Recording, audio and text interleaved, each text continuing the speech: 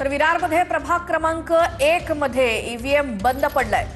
मोठी बातमी, ईव्हीएम मध्ये तांत्रिक बिघाड झालाय, त्यामुळे मतदान थांबलेलं आहे विरार प्रभाग क्रमांक 1 मध्ये। विरारमध्ये प्रभाग क्रमांक 1 मध्ये ईव्हीएम मशीन जे आहे ते बंद पडलेले आहे आणि त्याच्यामुळे या तांत्रिक बिघाडामुळे मतदान जे आहे ते थांबलेलं आहे। ही काही दृश्य जी आहेत आपण या ठिकाणी पाहत आहे। मतदान केंद्राच्या बाहेर तात्काळ उभे असलेले मतदार, सकाळपासूनच गर्दी या ठिकाणी झालेली आहे।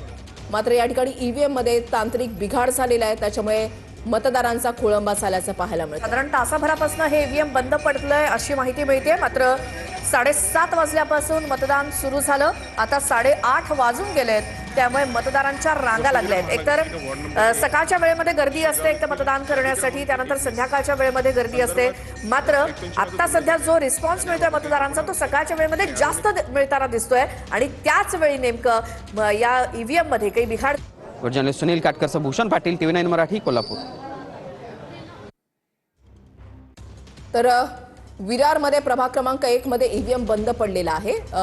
आपल्याला माहितीच आहे की सकाळच्या वेळेला मतदान करण्यावर, आपल्या मतदानाचा अधिकार बजावण्यावर नागरिकांचा, मतदारांचा सर्वाधिक भर जो आहे तो असतो, कारण यानंतर आपल्याला पुढची